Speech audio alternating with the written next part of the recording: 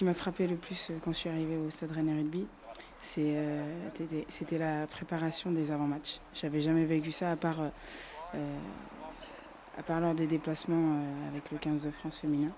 Une préparation digne des grands, avec une mise en place tactique.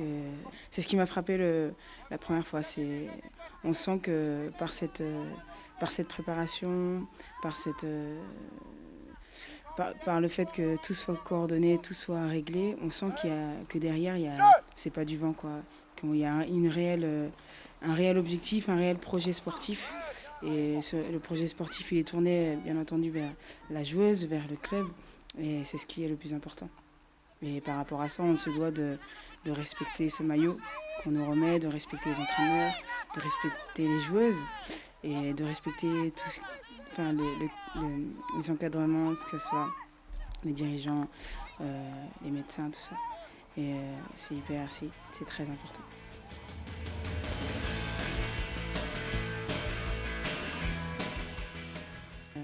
La blessure, c'est quelque chose que je ne supporte pas. Je trouve que c'est une perte de temps, une perte de temps par rapport à tes objectifs, par rapport à tes envies, à tes projets. Et c'est quelque chose qui, malgré tout, apporte au sportif, dans la mesure où son objectif pour contrecarrer cette blessure, son objectif c'est de revenir, mais pas revenir ouais salut c'est moi, je m'appelle Sandrine, c'est revenir encore plus fort.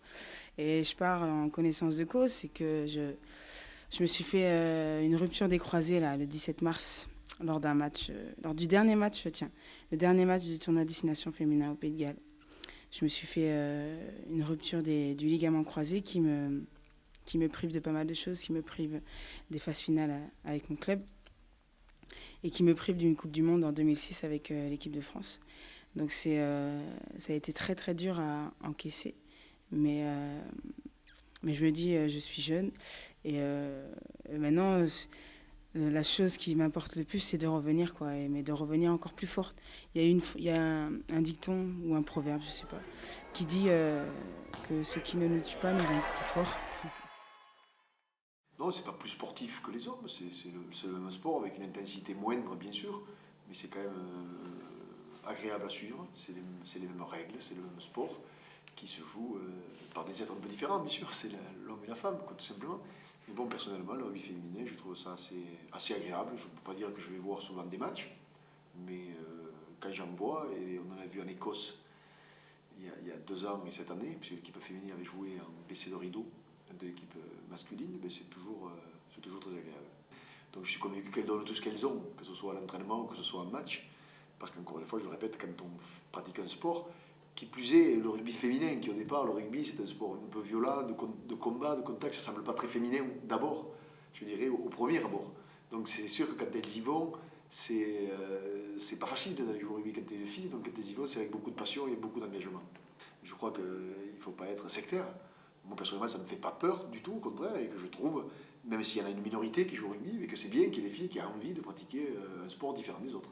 Si ça vous plaît de jouer au rugby, continuez à jouer au rugby et incitez vos copines à y jouer au rugby, parce que le rugby a une chance énorme par rapport à d'autres sports, c'est qu'il soit féminin, qu'il soit masculin, pardon.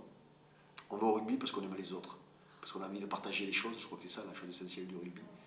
C'était vraiment un sport collectif, de combat par essence, donc ça montre bien que autour de ce combat, il y a des hommes, il y a des femmes, c'est votre cas, et que c'est pour moi le plus beau sport du monde de par ses valeurs et ses vertus de partage et de solidarité. Donc qu'on soit masculin ou féminin, homme ou femme, on s'en fout.